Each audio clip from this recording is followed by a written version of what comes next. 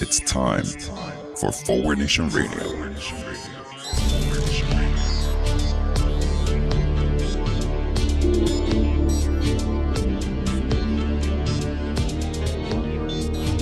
Now here he is, the host of Forward Nation Radio, David Leventhal. Trump supporters accuse NPR of inciting a treasonous uprising against the president. How? By tweeting out the Declaration of Independence. Let me say that again. Trump supporters accuse NPR of inciting a treasonous uprising against the president by tweeting the Declaration of Independence. So patriotism this July 4th means, very clearly, support for the president and not support for the Declaration of Independence. Welcome to Trumpland. Also, welcome to Forward Nation Radio with me, David Leventhal. And we will not be reciting the Declaration of Independence because we don't want to be accused of being treasonous. Anyway, thanks for joining us as always. On today's show, we will be talking about the not unexpected Supreme Court pick, a little bit more about civility.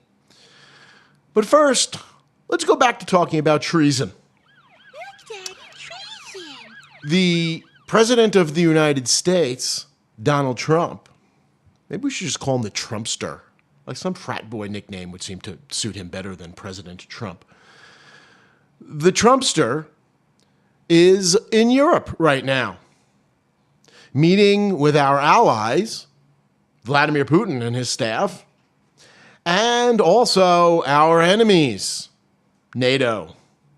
That's the way it seems to be going right now with the President of the United States, who was pointed out right before he left, noted where he was going to be, going to attend a NATO meeting, and then was going to meet ultimately with Vladimir Putin, and said meeting with Putin should be the easy part.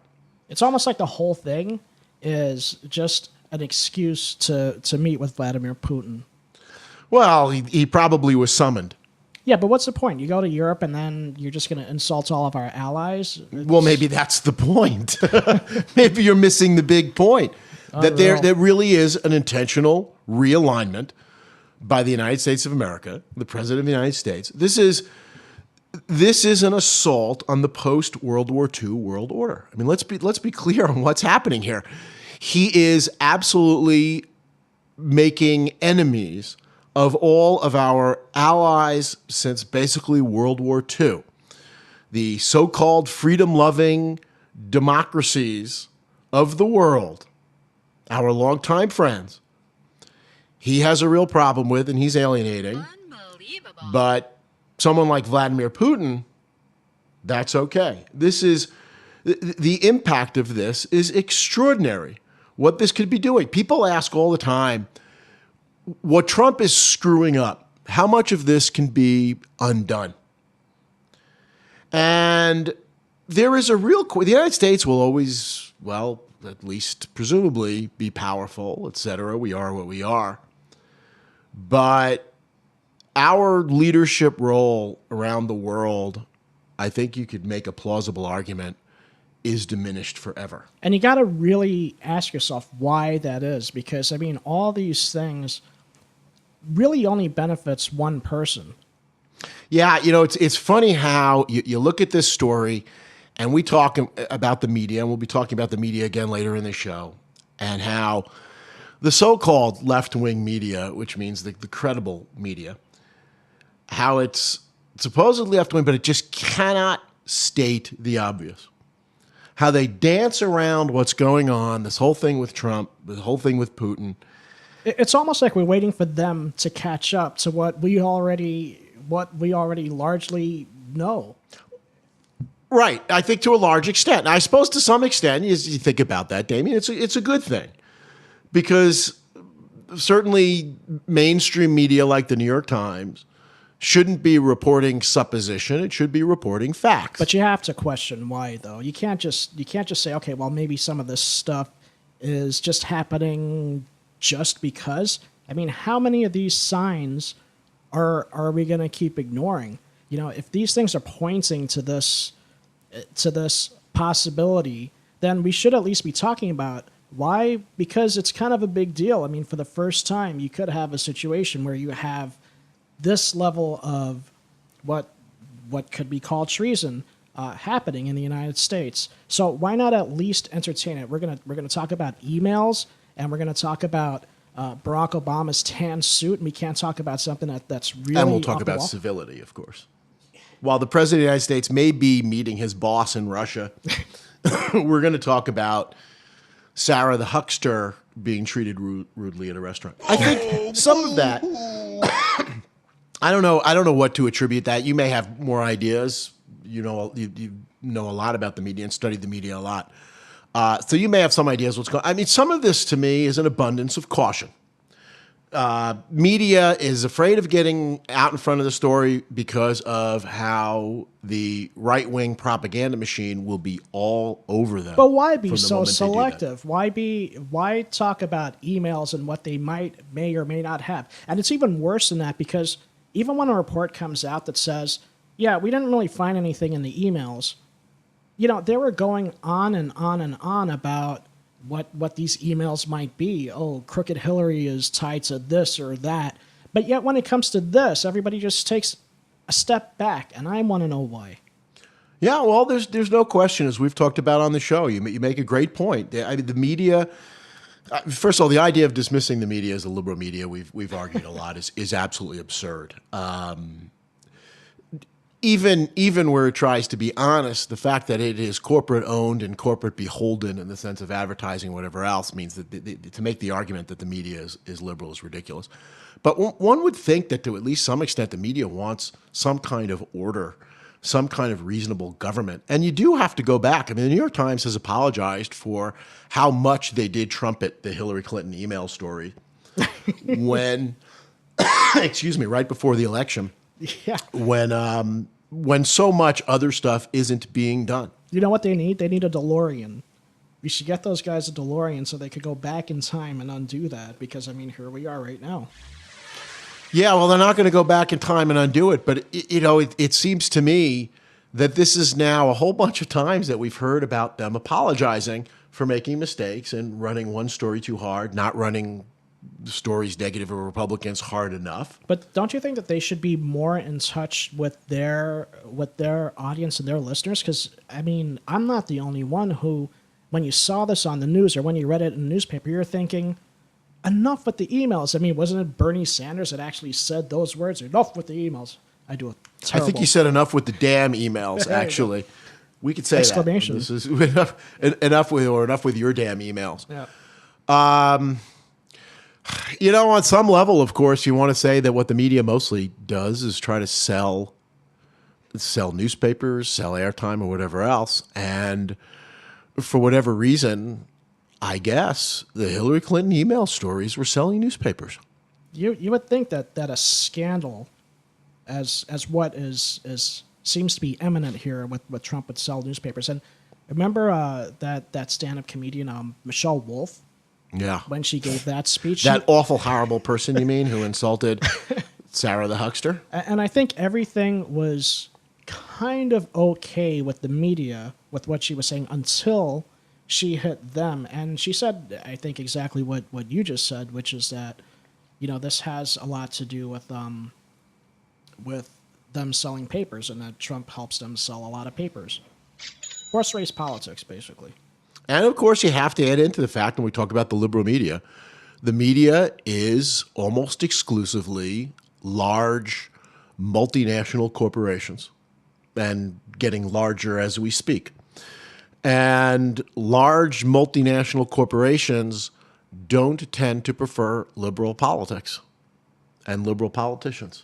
I think I had read somewhere that one of the effects of the Fairness Doctrine, and we're going to get more into the Fairness Doctrine at some point, either this show or the next show, but there was something like 50 large companies that dealt with communications when that was around, and one of the side effects of repealing the Fairness Doctrine, which was repealed by Reagan in 1987, was that went down to about 6.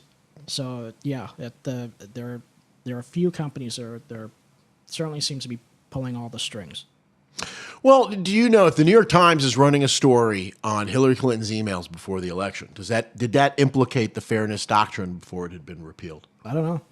I don't. I mean, they weren't expressing opinions. I think they're afraid to, because they always get the backlash. You know, when the fairness doctrine was repealed in '87, in 1988 is when Rush Limbaugh started a show. A year after, coincidence? No, because after he started a show, immediately after he started tearing into the fairness doctrine, saying that, well, it's an assault on our freedom of speech. So I think that's why a lot of people are probably afraid to bring up something like the fairness doctrine, because they always get the right-wing pushback, which is that, well, this is an assault on freedom of speech, which of course it wasn't. I also think, and this will be a theme pretty much for the rest of the show, that it is, while we have a lot of criticisms of the right, which will be aired on this show and all the other ones, and the Trump administration, they seem to be awfully good at scheming. I mean, the one thing they're able to do, they have intimidated. You know that if you say something negative of Hillary Clinton, the backlash will not be that severe. But if you say something negative about the Republican candidate, the machine goes into action. The machine. Yeah, absolutely. You know, a lot of people on the left, they feel like they don't really have the media, except for Nation Radio. Shameless plug.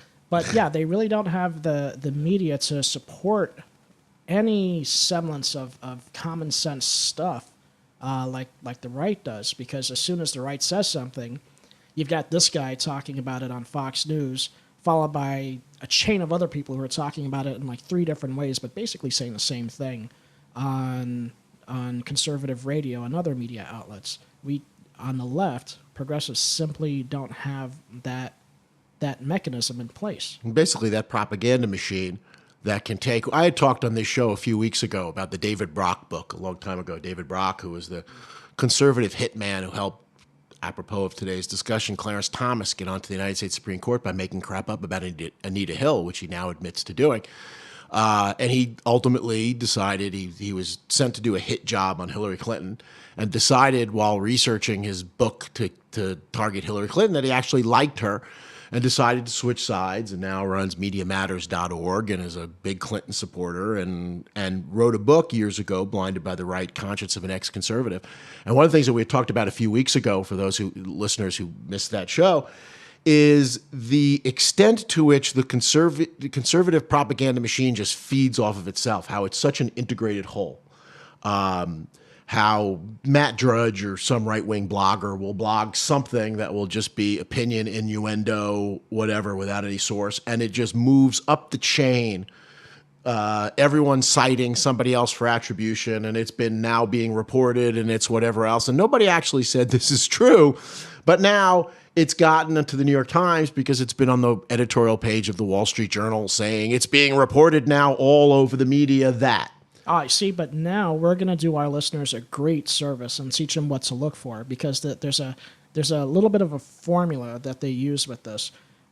If you listen closely, and you know, I would encourage anybody to at least spend like a half an hour listening to conservative talk radio. Here in New York, it's ABC 770, and in other places you'll find it too. I'm sorry, I have to interrupt. I have to disagree with you on this one. I cannot. I respect our listeners. I'm sure, if I knew them, most of our listeners, and I would never subject anybody to that. He made me just, John, we have to share this. Sorry, we have to share this. When we started this show way back when, my producer came to me and said, I want you to listen to right-wing radio. And I said, nope. And he said, no, really, I want you to listen to right-wing radio. I want you to get a sense of what they do and how they do it and whatever for the show. And I said, nope. And this went on for a long time. I'll abbreviate this process, where you eventually sort of pulled rank on me and were like, I want you to listen to the damn right-wing radio. And I mean, you know this story. I've told this to you. I've probably told this to our listeners at some point. But one day, driving home from school, I turned on, in New York, was it ABC 77 has a right-wing, and I'm listening to somebody. I think it ended up being, I don't remember if it was Michael Savage or which of the I think you said jackasses it was. Michael Savage. And I'm telling you, I listened for 5 or 10 minutes, and I said, I'm sorry, I'm going to get in an accident. I'm serious. I'm going to intentionally, it's not going to be an accident. I'm going to intentionally run something or somebody over or crash into a tree. I don't understand how people do this. And, it goes back to that whole discussion briefly that we had with Gail Collins on the show several weeks ago when she appeared on the show, where she said, how come, liberals make jokes and conservatives do anger? And it's like, wow, they really do anger. They do anger all the time. It's what drives them. So what they do is they'll go ahead and assert to something that's just preposterous. And for our listeners, if you do listen to these guys, and I do recommend that you do for as long as you can tolerate it, what you'll find is you'll find them asserting something that's one part of what they're talking about. Then the second part of what they're talking about is something that happens to be true, whether it's a sentiment or a fact, and they try to marry those two things together to give the first part credibility. And this is an actual tactic that they use. So they can assert something that's just completely outrageous or false, just to keep their listeners in a perpetual state of fear, paranoia, and outrage. And then they'll go ahead and just say something that is true. So by association, that makes the other thing true. We should try that. Correct. It has the veneer that there's something there that they can hang a hook on that sounds reasonable. Maybe part of the reason that they do anger, the fear, paranoia so well. You have to do that through repetition. A joke you don't have to keep hearing 100 times. You hear it and it's funny and you laugh.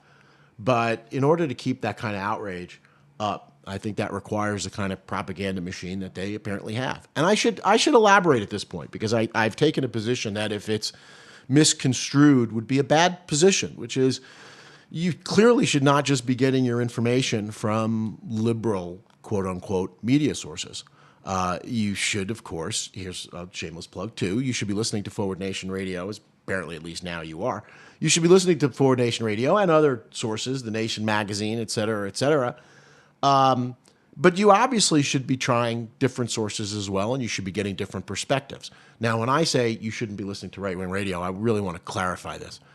And it is, I think, an interesting question when it comes to media. Yeah, it's the birthplace of a lot of these outrageous thoughts. It starts on conservative radio, and then it just gets normalized through like Fox Radio and One American News and Breitbart and Alex Jones. Right. All those that you named, the important thing being, I think, that they don't have any credibility. That they trade in lies, they blatantly lie, they blatantly deceive, mislead, etc. I'm not saying don't read more conservative columnists, more conservative points of view. But if somebody has a history of lying to you, you need to stop listening. And it's not a liberal conservative thing, although it ends up mostly being a liberal conservative thing. It's not a liberal conservative thing, but to say, we've said this so often, the false equivalence here, well, you've got Rachel Maddow on the left and you've got Sean Hannity on the right. MSNBC one on the went left, to college and one didn't. One, is that right? Yeah, Sean Hannity didn't go to college? Sean Hannity didn't complete Well, it college. just shows you don't have to go to college to be great. But so says the college professor. Anyway, the difference other than the college thing is that Rachel Maddow uses facts. She expresses her opinions, which the viewer can disagree with, but she bases her opinions on facts. And Sean Hannity bases his facts, quote unquote, on his opinions. And it's very different.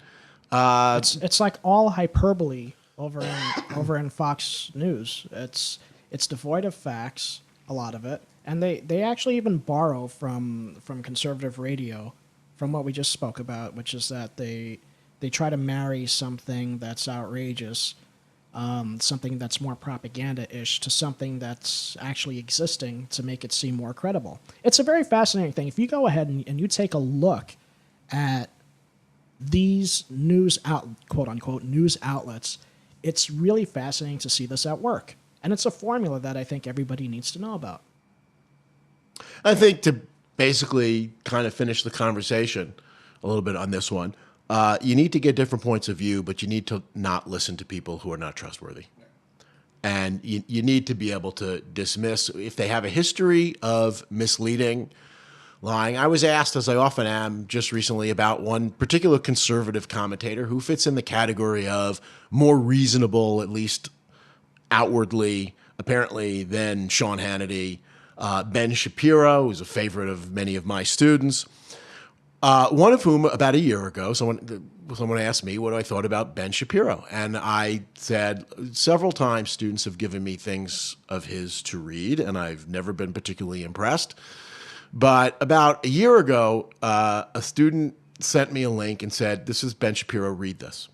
And I opened it up, and I read the first paragraph, and I wrote back to the student, and I said, "I'm sorry, we'll discuss this in class next week, but I'm done reading it. I've read the first paragraph, and I'm done." He was manipulative in the first paragraph. He was deceitful. He was clearly misrepresenting things in order to get a win in his column. And when you read that in the first paragraph, you stop reading at that point. When people have a history of lying to you, nobody should be listening to them. Was that in your critical thinking class? That was in my critical thinking class. I think a lot of people don't know that you actually teach people how to be a critical thinker, which I wonder why they just don't even teach us in like middle school. Well, thanks for the plug. I teach people what critical thinking is all about. And you're right. Well, you say it is I teach them how to go about critical thinking and try to teach the tools critical thinking. What is remarkable is how long a process it takes to engage in critical thinking. To be able to, like, as I indicated, a lot of it is about information, which is why you need to be informed and get it from different sources. Ben Shapiro's first paragraph, I don't even remember what the hell it was, but Ben Shapiro's first paragraph, because I'm informed, because I'm thoughtful, because it was on some subject that I'm familiar with and I've given some thought to, I was able to recognize how manipulative he was being, how unfair to his reader. But obviously, for most people, it's going to work. I mean, they've learned to be really good at it. That's the way propaganda works. Kind of like the stuff that they're using to sell this new Supreme Court judge. Kind of like, oh, what a wonderful segue to our next segment. Brett Kavanaugh, of course, you all must know by now, has been nominated by Trump to be the Supreme Court justice to fill the place of Anthony Kennedy. And it's something that obviously appeals to Trump. First of all, his whole reality TV mentality. I expect that Trump would have preferred to do like a Survivor miniseries with like this, he would have had to raise it like 8 candidates or something. And let's put them on an island. He probably suggested it. But the Republicans wanted to make damn sure they got this guy in. And as it turns out, it was a marriage made in heaven because Donald Trump wanted to make sure that that Brett Kavanaugh was the choice as well. We opined last week in a somewhat comedic way about what Trump's thoughtful consideration of a Supreme Court justice would be.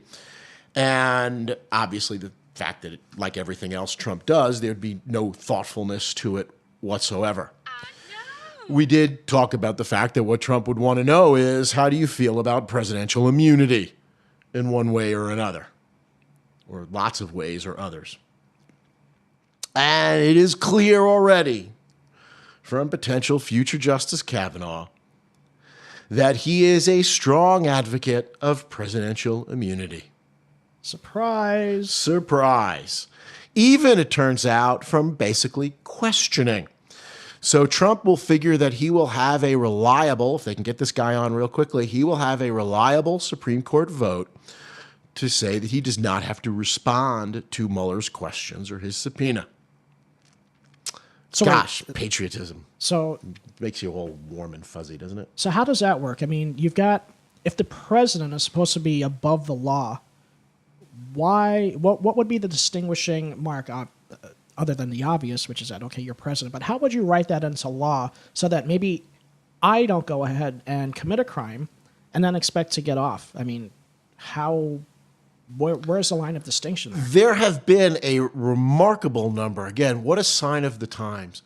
And speaking of media, there have been a remarkable number of thoughtful and considerate and legal arguments over basically exactly that. If the president can pardon himself, if the president is immune from being indicted or having to answer questions, what, among other things, people have posed, what would stop the president of the United States from, as Trump has surmised, just murdering somebody he doesn't like on Fifth Avenue and then saying it's okay? There have been so many articles. The one that comes to mind is Noah Feldman, famous law professor who years ago, I think, basically wrote the Iraq Constitution after we went and overthrew that country.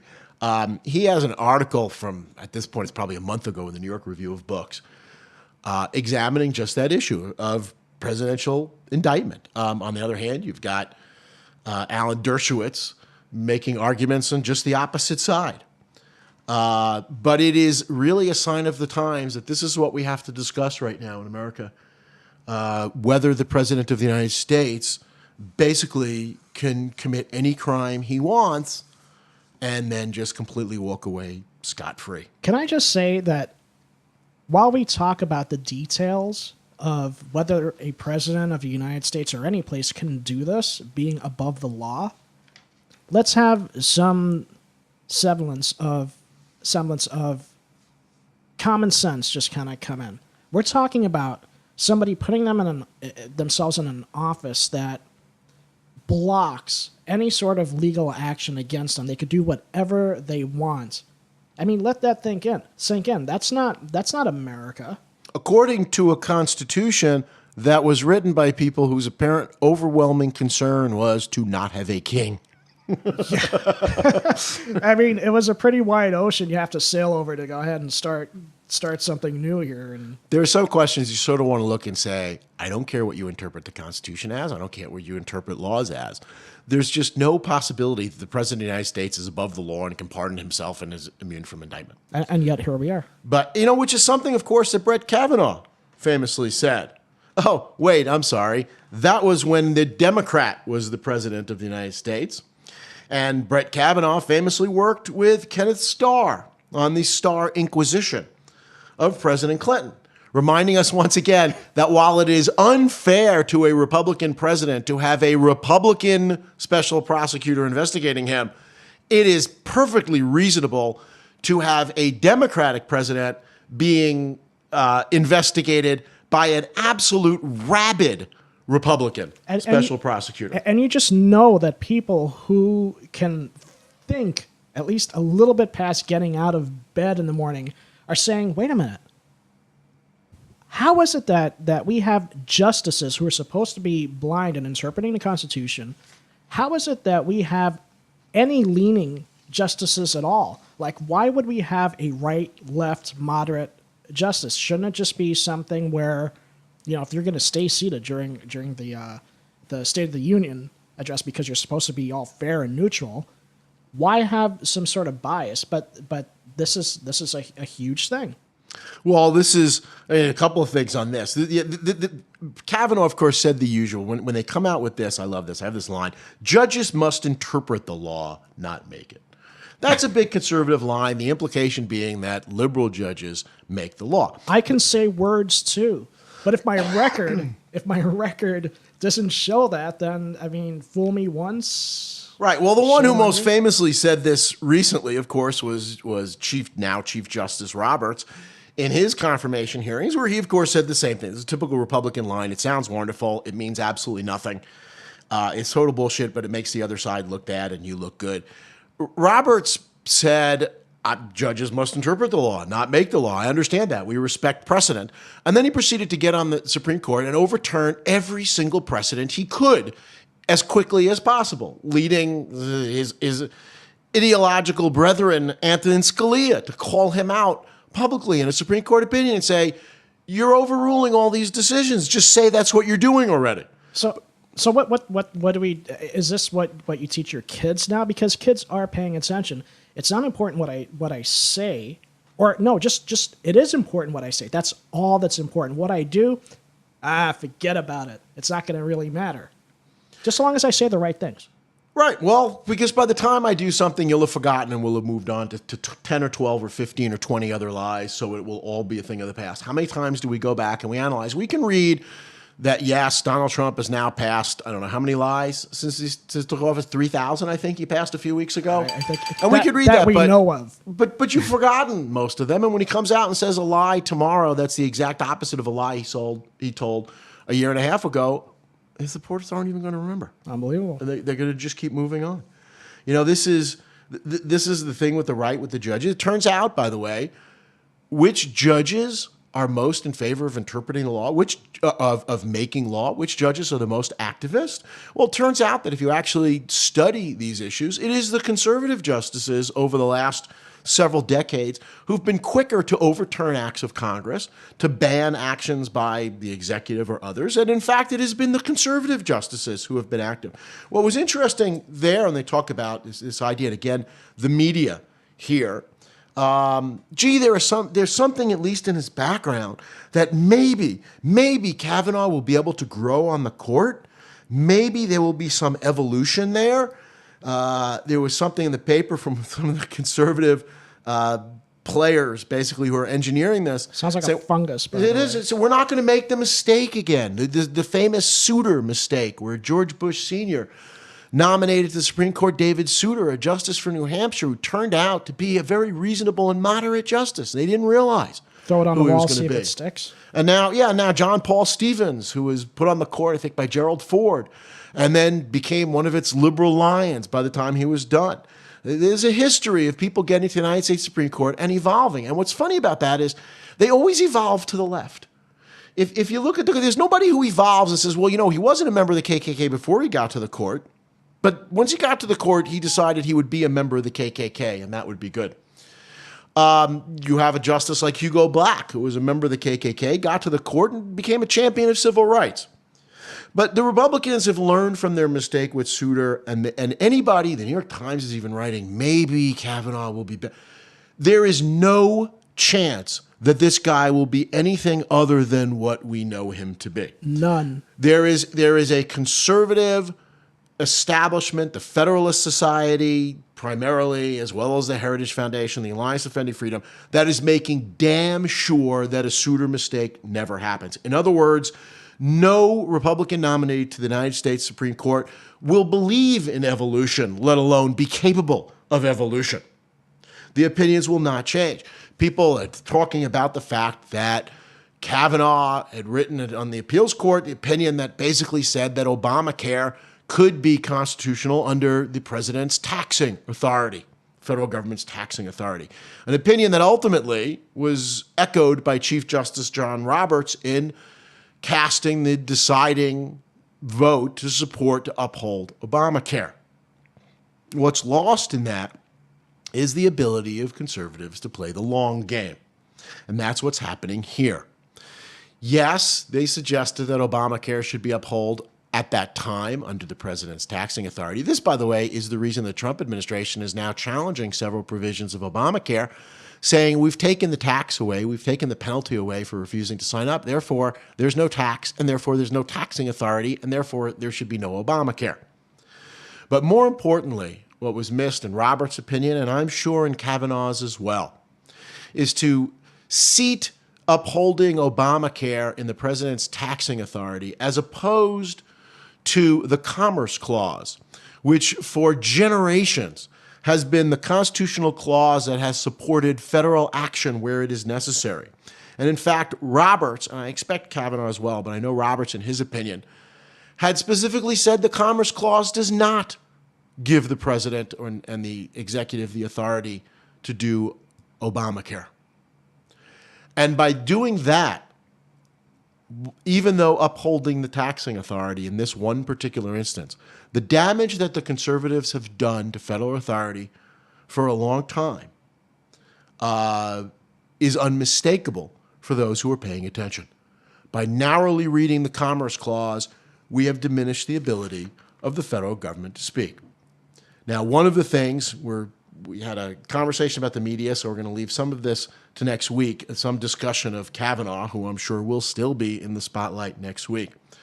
But one of the things that he and every other Republican candidate will believe in is this concept of federalism, or the states' rights aspect to that. Notice that the group that helped wean him was called the Federalist Society. And what that is a political philosophy that says the federal government should stay the hell out. We should be leaving things up to the states, which has, we've talked about before on the show, which has a certain amount of appeal. It has a certain amount of appeal until one looks at its history and understand that states' rights has been used for two purposes. One, to maintain slavery and to fight civil rights. And two, to put the power of corporations ahead of the power of regulatory authorities on the state level to regulate them. Because frequently, when a corporation is large, a state can't do it.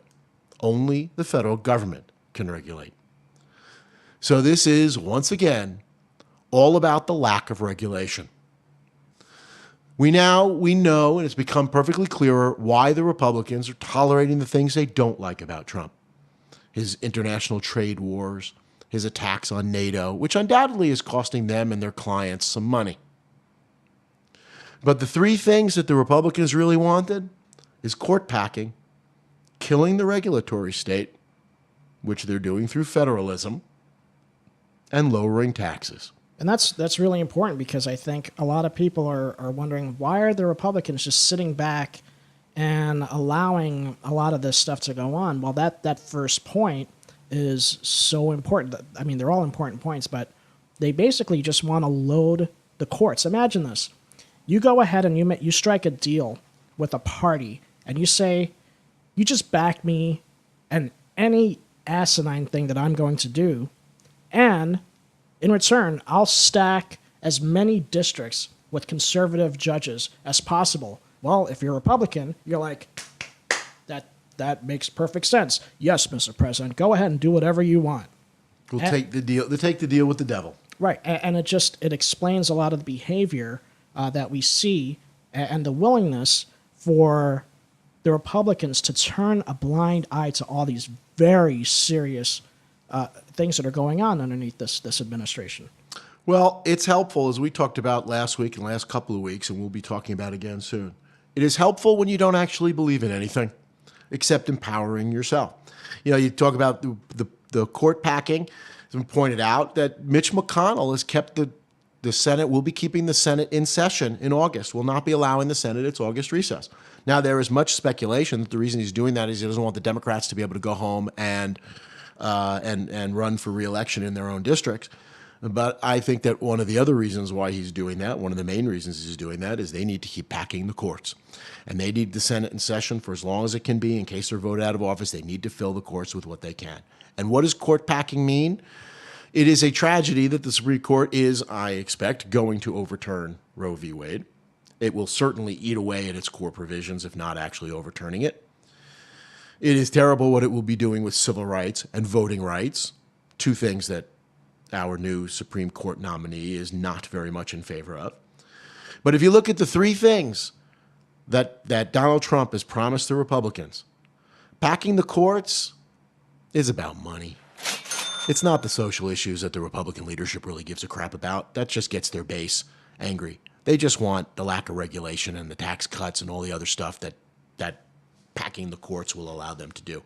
Killing the regulatory state, that's so they and their friends could make even more money by killing people and not being told that they can't do that. And lowering taxes, clearly, just about the money. It's just money, money, money. When you believe in nothing but your own financial interests, it's remarkable how liberating that must be. Anyway, that's today's show. Thank you for joining us. Please join us in the future on Spotify. Listen to us on Spotify. Listen to us on iTunes. Find us on iTunes and Podbean. Subscribe to our YouTube channel. Please subscribe to our YouTube channel. If you haven't done it yet, what are you waiting for? Please share our links if you can from our Instagram and Twitter accounts. Like us on Facebook. Share our Facebook page with your friends. And we look forward to talking to you again next week. Have as good a week as you can. Until then, thank you for listening.